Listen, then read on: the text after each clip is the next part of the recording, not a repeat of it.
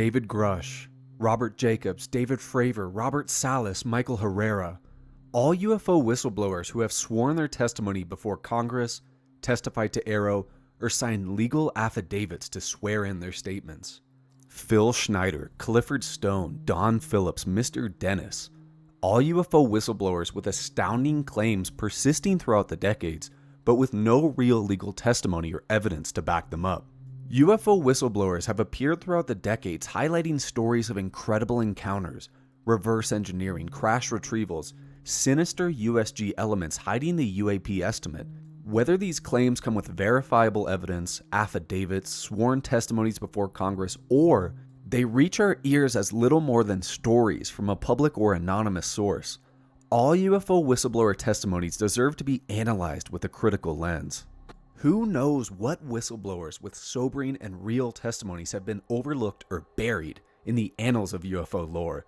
Who knows what whistleblowers may give us a peek behind the veil to get a glimpse at the shadowy program that has likely been operating since at least 1947? Hey guys, it's UAP Gerb, and join me today as I begin part 2 of my series studying UFO whistleblowers throughout history. This series will bring to light lesser known whistleblowers I find worthy of discussing and studying. We will investigate the person making the claims and analyze the context of their claims to see if we can start making heads or tails of the astonishing and perplexing stories of first-hand encounters with UAP.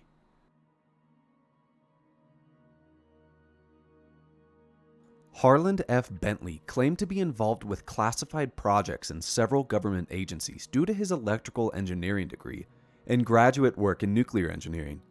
Bentley served as a private first class in the U.S. Army, where he was stationed at a Nike Ajax Missile base just north of D.C., close to Olney, Maryland, as a radar operator.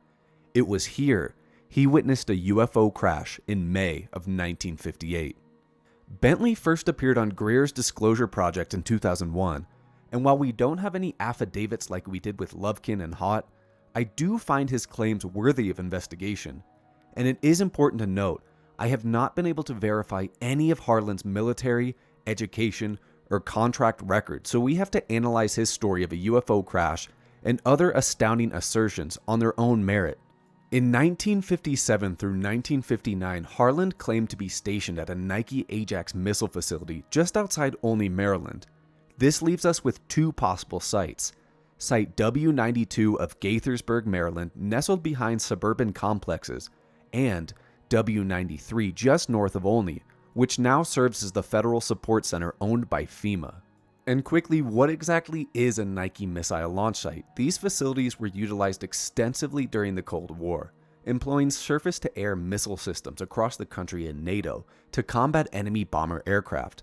The Project Nike, spearheaded by Bell Labs, equipped the U.S. Army to defend the American mainland and key sites from foreign aircraft raids. But back to Bentley. At 6 a.m. on May of 1958, Harland first heard a sound that was similar to a pulsating transformer. This reminds me closely to the sound Michael Herrera claimed to experience witnessing a human-made craft in 2009. Harland looked outside his window to a nearby civilian cornfield, roughly 2,000 yards away, to observe a disc-shaped object collide with the ground and immediately take off back into flight. Very unusual, as I have never heard of a UFO crash with the craft regaining flight capabilities. Harland immediately got dressed and ran to the hill to observe the debris left by the craft at a distance. One piece of metallic debris stuck out in particular. The size of a washing machine, this piece glowed white hot. Soon after, USAF personnel arrived utilizing long poles to harness the scattered pieces and place them on a lead-lined truck. This is something we see pop up in many crash retrieval stories. These personnel arrived in radiation protection suits. Harland had no idea where the material would be taken. The craft described by Bentley is certainly perplexing. It measured roughly 30 feet in diameter, was saucer-like, and had circular ball-like lights on the outer rim, and a structure on top similar to a cake. This is reminiscent of many classic described saucer configurations. The lights on the craft cycled between orange, red, and white color, and were described as pulsating. And one interesting thing I want to note here, Harland states the saucer was, quote, wobbling before it impacted the Earth. This wobbling or gyration is something we often see in ufology, whether saucer or alternative shapes. One such recent example I covered is a 1950s Blue Book registered USO encounter in which a cigar-shaped object was seen hovering and wobbling above the ocean's surface. And one detail to note from the crash: when the craft took off again after colliding with the ground, the craft sheared off thick limbs of trees similar to the cutting of a sharp knife. This resembles closely the testimony of Corporal Jonathan Weygandt, who observed a UAP crash in Peru in 1997. Here, the craft sheared through local foliage and embedded itself within a chasm face. Quite shockingly, Harland claims this is the boring part of his experience. The exciting part occurred the next evening while on duty. Near 10 to 11 p.m., a nearby Gaithersburg facility phoned the Nike Ajax facility, stating they had 12 to 15 UFOs hovering 50 to 100 feet off the ground, in varying shapes, some saucer-like. Harland asked the radio operator what these craft sounded like, only to hear the same pulsating sound when the operator stuck his headset out the van window. Bentley's facility was able to view the blips on the M33 radar sweep where the other facility sat, only for all signatures to take off in one sweep. For reference, the M33 is a 33.33 RPM radar detection device. For these objects to exit the center of the radar sweep as calculated from an analog computer, they would have had to be traveling at excess of 17,000 miles per hour. This value is astounding, but let's all remember the father of German rocketry and mentor to Wernher von Braun, Hermann Oberth, who gave a lecture on flying saucers in 1954, where he described recorded speeds of 19 kilometers per second, or 42,000 miles per hour. Harland claims the presiding general debriefed the men, stating the signatures were in fact helicopters performing Navy, Army, Air Force maneuver training exercises. We have no supporting evidence or testimony in May of 1958 to support Bentley's claims. In fact, I can only find a tiny snippet from Baltimore's Evening Sun newspaper on December 23, 1958, which makes a passing mention to the US Air Force capturing at least 2 flying saucers. But we do have some very interesting contextual sightings and encounters from the same year in Maryland that are worth analyzing to see if we can find any connections. In October of 1958, less than 50 miles from Olney, Maryland, we can find a Blue Book documented case on the Loch Raven Reservoir. I bring this case up because it occurred 3.5 miles away from another Nike Ajax Missile site, BA-03. At 10:30 p.m., Alvin Cohen and Philip Small were driving on Route 146, a mere 600 to 900 feet from the bridge at Loch Raven Reservoir. It is then they observed a 100-foot-long, egg-shaped object hover 100 to 150 feet over the bridge. When within 75 feet of the craft, their car stalled and the dash lights turned off. The two observed the UFO from outside the car for about 30 to 45 seconds before the craft emitted a beam of white light, making the men's faces grow hot. After hearing what they described as a dull explosion, the UFO rose vertically and disappeared within 5 to 10 seconds. The men were later treated for sunburns on their exposed skin. I highly recommend reading about this case in J. Allen Hynek's The UFO Experience, link in description. Another relevant case occurred on the 29th of September 1958 at the W-93 Ajax Missile site, the same possible site I am guessing Harland may have been stationed. At 5:30 a.m., Private Jerome A. Scanlon was walking from his sentry post back to barracks when he heard a curious humming sound above him. Looking up, he sees a teardrop-shaped object 300 feet above him, coming in for a landing at roughly 30 miles an hour. The object moved over trees, sliced branches, and landed about 1.5 miles away. The luminous green skin on the object illuminated the nearby terrain. The craft then rose off the ground and out of sight. Scanlon and Riney Ferris, a sergeant who also saw the object, went to the site landing only to observe broken branches and scorched earth. Comically, USAF had an official explanation for this case, and it was, in fact, repair trucks welding. Bentley also speaks about an incident that occurred in 1967 or 1968 while doing NASA-classified contracting work at a location in California. This incident occurred while quote-unquote our astronauts were doing a loop around the moon and back. This leads me to conclude this alleged incident occurred on board Apollo 8, the first mission to orbit around the moon on October 11, 1968, While the astronauts were en route to the moon, Harland overheard Houston control communication with the Apollo crew. I heard the expression of the bogey coming in at 11 o'clock. Well, familiar with that particular term, I perked my ears and started listening a little bit and discovered that Houston and the astronauts were talking back and forth about a collision.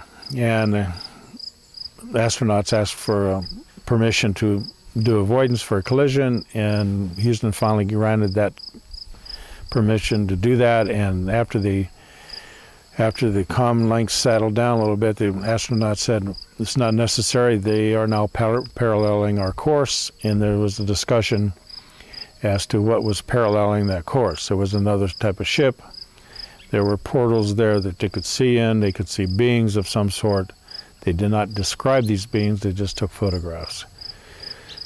And after a while, a few thousand miles, and then they took off from the capsule that they were flying in and went away. They just said it was saucer-like. A saucer-like craft. Craft, yes. That was paralleling their craft. Actually paralleling their craft. And it was just far enough away they couldn't really distinguish. They saw movement. They saw somebody moving inside that ship. This is before the landing, yes. It was probably in 68, 67 maybe, somewhere in that time frame. All they said was, there they go, and they went out of sight almost immediately from their conversation. It was unedited because of where I was. Harland claimed there was solely a singular gentleman with him when he overheard this transmission, who told Bentley, quote, "You did not hear anything," end quote. Bentley said the reaction of Houston control astronauts were stoic, like this was no big thing. And there's really not much to go off here, but you know me.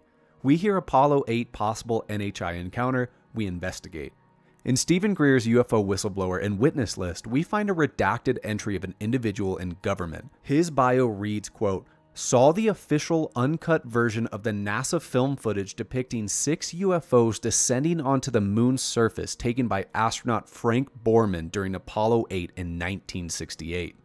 Borman had famously what the media ran with as a UFO sighting on board NASA Gemini 8 in December of 1965. Gemini 7 here, Houston, out of your 8.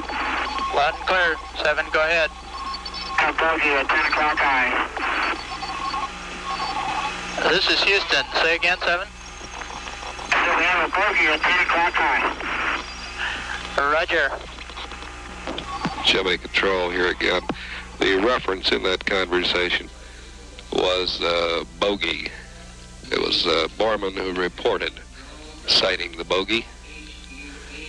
This is Gemini Control in Houston at 4. It is worth noting Borman himself stated the quote-unquote bogey of this incident was just the rocket's own booster, but an alleged film showing 6 UFOs descending onto the moon's surface is quite the allegation, and absolutely warrants investigation. Here we see this witness is tagged as number 10179.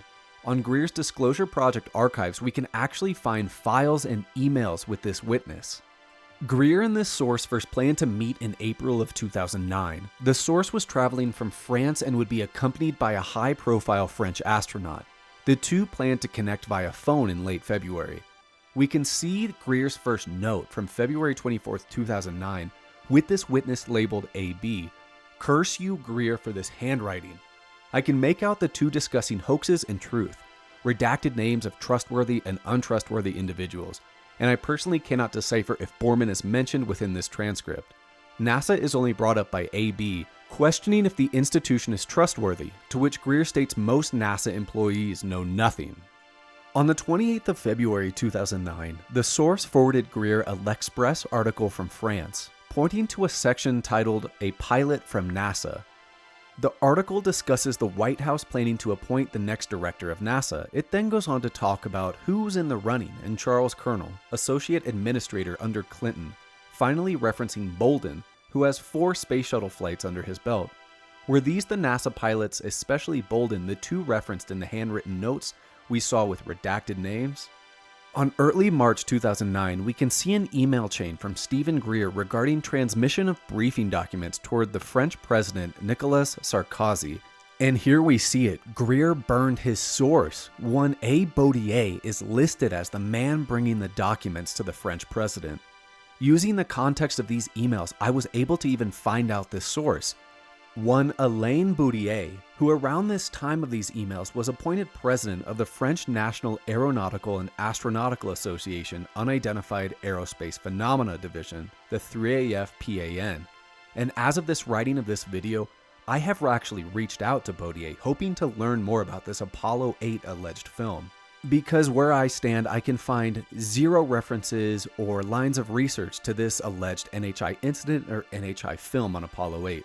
A lot of tangents from Mr. Harland Bentley here, but I think these claims parallel other investigations of UAP at this time, and they are fascinating.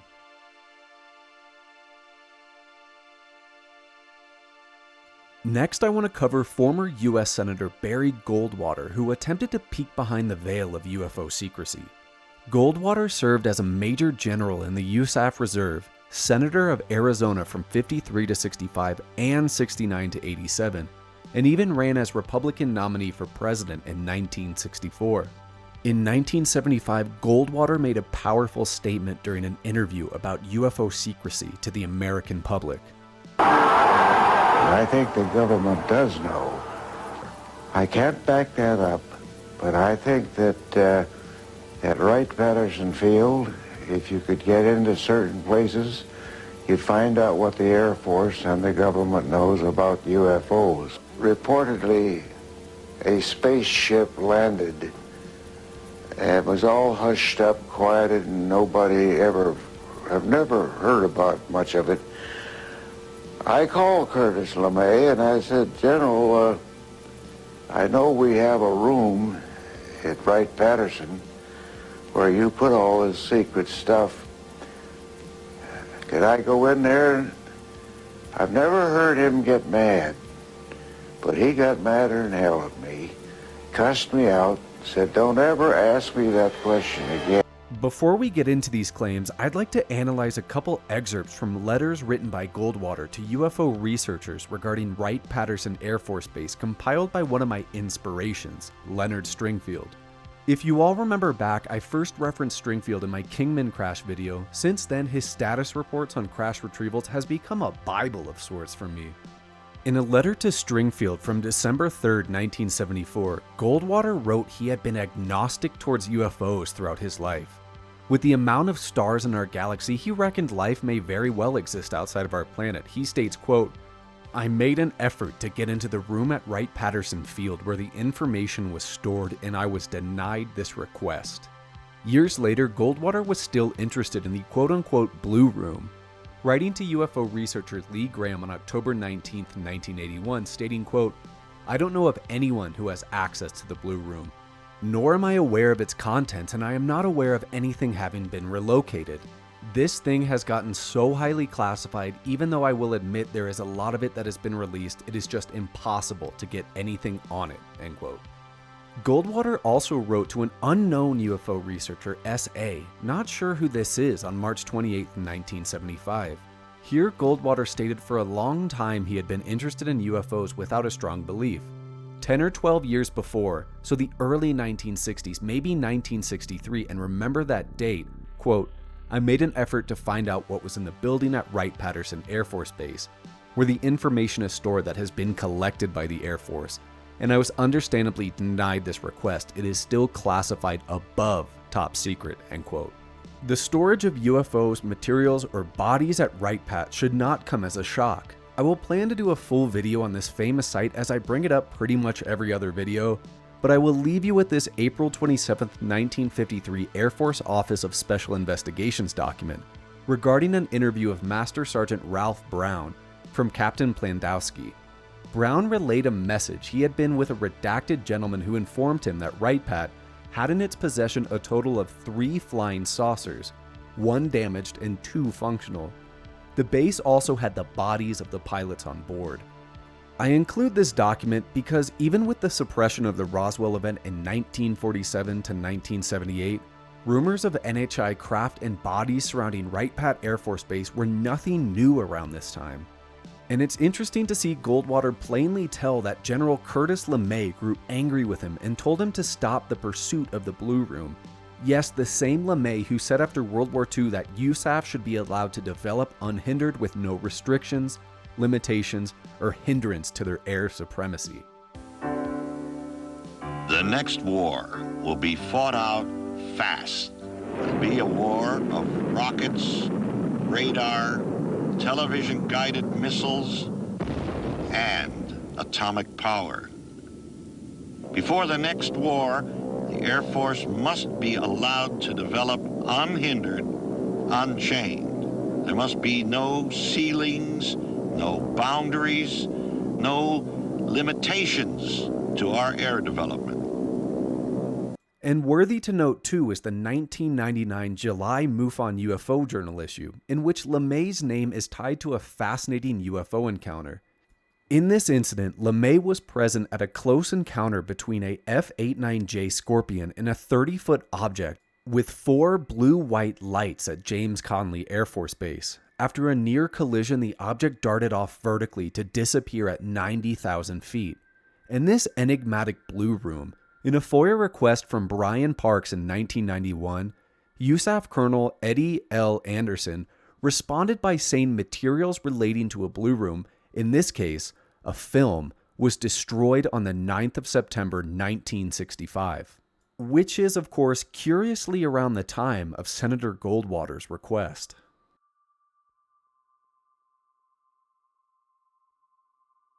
And now we get to a whistleblower who may have in fact guarded the enigmatic Blue Room I just spoke of. I want to add we cannot verify this whistleblower's claims, let alone his identity, but I find this story so interesting, especially in conjunction with Goldwater, I have to give it a mention. In Leonard Stringfield's UFO Crash Retrieval Status Report 5, we can find a case titled Marine Guards a Disc-Shaped Vehicle, 1963. This case discusses how UFO researcher Michael Johnstone arranged to connect Stringfield with a former Marine who claimed in 1963 he stood guard at an undisclosed military base which housed a disc-shaped vehicle. Fast forward to the 2000s, where researcher and incredible CAD artist Michael Schratt was allowed to access the late Stringfield's personal archives locked away in MUFON, Cincinnati. Within these journals, Schratt finally uncovered the entire story of this enigmatic RB. Michael found in Stringfield's notes letters between the researcher and Michael B. Johnstone discussing RB. This RB served in the Marines from 1960 to 66 as a weapons tech, and was a corporal who possessed an interim top-secret security clearance. Quote, for 2 weeks in December of 1963, he was the guard or one of the guards in charge of security for a large metal building on an undisclosed military base. The building housed a craft of a type unknown to him, end quote. And I do want to mention, we do see this witness, RB, under Stephen Greer's witness list as a redacted name, numbered 10138. Unfortunately, like the Harland case and the French astronauts, we don't have any documents leading us down a rabbit hole to discover his identity. To get to this location, RB had boarded a windowless plane and was flown 3 hours from Cherry Point, North Carolina Marine Corps Air Station to a location he would not reveal. One possible location within this range is, of course, Wright Patterson Air Force Base. The vehicle was disc-shaped, 40 feet long, totally symmetrical, and featured an ovoid cross-section. It appeared silverish with a polished aluminum appearance. Similar to many craft descriptions, quote, the craft was totally seamless except for a hatch-like seam on the lower part of the craft, which was so well fitted you could not get a razor blade in the crack. The craft featured no landing gear, fins, propulsion, etc. What looked to RB as windows lined the edge of the craft, spaced 1 foot apart from each other and with the appearance of smoked glass. From RB's own words, quote, you couldn't see in them even if you got right up close to them, end quote. The craft was almost hamburger-shaped. This UFO sat elevated 5 feet off the ground, surrounded by scaffolding. Joined by 3 to 4 other guards, RB observed a technical crew working on the craft attempting to gain entry. He observed drilling and cutting with torches near the hatch, all to no avail. RB stated, quote, metal got hot under the torch, but when it cooled, you could wipe off the soot. and the surface remained clean and undamaged, end quote. RB even claims to have observed attempts to cut into the craft via high-powered laser, powered by 2 semi-sized trailer generator vans. The beams completely deflected off the craft, damaging the ceiling. During this time, RB observed civilian scientists make specific mentions about aliens, leading him to realize this craft was not made by humans. Within the facility, strict rules were implemented. Color-coded security badges corresponded with color-coded areas. Engineers and scientists had access to only their allocated parts of a craft. However, a red badge provided total access to the vehicle. A white tape circle surrounded the craft which not even USAF generals could cross. RB stated he even stopped the Secretary of the Navy from crossing this line. During his guard duty, RB snapped an image of the craft using a small German pocket camera. The image was purported to be lost in a flood around 83, and one day reporting for duty, RB observed the craft being prepped for transport sitting on a flatbed trailer. He was told it was being shuttled from base to base for quote-unquote security reasons. The Marine made no assertions to witnessing bodies, however he had heard second-hand stories of retrievals recovering bodies of beings 39 inches tall, with no thumbs, that were stored in an underground base in a western state. When exiting the Marines, RB was forced to sign a security oath that carried with it a 10-year prison sentence and $10,000 fine for violation. In 2015, Michael Schratt was able to interview Michael Johnstone and was able to gather some additional pieces of this story I have used here in this video. Huge thank you for all of his time and effort on this case. What's up guys, thank you so much for watching and I hope you enjoyed our second entry investigating UFO whistleblowers. As I said in the first video, we will be tackling all types of whistleblowers, whether it's people with solid affidavits like Hott and Lovekin, or a little more enigmatic claims without much to back them up like Harland Bentley here. Regardless of the fact, I find Hartland's claims super interesting, especially about the Ajax Missile crash and how the UFO he saw struck the ground and then departed back into flight. As far as his Apollo 8 claims, I am not quite sure what to make of those. As we saw in the video, there's a pretty deep rabbit hole of Stephen Greer connected to an alleged Apollo 8 film depicting UFOs descending onto the moon's surface. And while this is unrelated to Harland Bentley's claims, if I can do some investigation there and find out there's some real meat to this case, that could lend some credence to the fact the Apollo 8 crew encountered some sort of craft on their way to the moon. As far as Barry Goldwater in the Blue Room, I wanted to include that just to kind of show you guys, if you haven't heard about him, some really powerful statements made by some pretty important people in US American history, especially how Goldwater knocks on the door of Wright Pat and is denied access to the quote-unquote Blue Room. One possible explanation to that Blue Room may be RB. And I hope you guys enjoyed that story because as of right now, that's one of the most fascinating kind of military encounters I can cover and I can think of. Behind the scenes, I'm doing some more investigation with that. I might have a lead to where I can know this man's name. If that's the case, I'd like to try and get in contact with him. But seeing as he was in his late 40s in the 1986 interview he did with Michael B. Johnstone, time is running out and I hope he's still alive. And I hope he might want to speak. I might reach out to Schratt and try and get some help on that case because I just find that so interesting, especially that craft description, propped up on scaffolding, the white line, the different color-coded badges. And with that craft, even though the shape and the windows is a bit anomalous in terms of what we hear as described with classic saucers, cigars, and so forth, I find the super strong material and the seam similar to Machu Picchu. You can't even put a paper between. I find that so fascinating. That case is really of interest to me. I'm so happy I found that. And I do think it's interesting that witness is listed in Greer's witness list. Has he spoken to Greer? I don't know. All I know is this RB has never gone public with his story, nor tried to make any sensationalized claims or make a dime from it.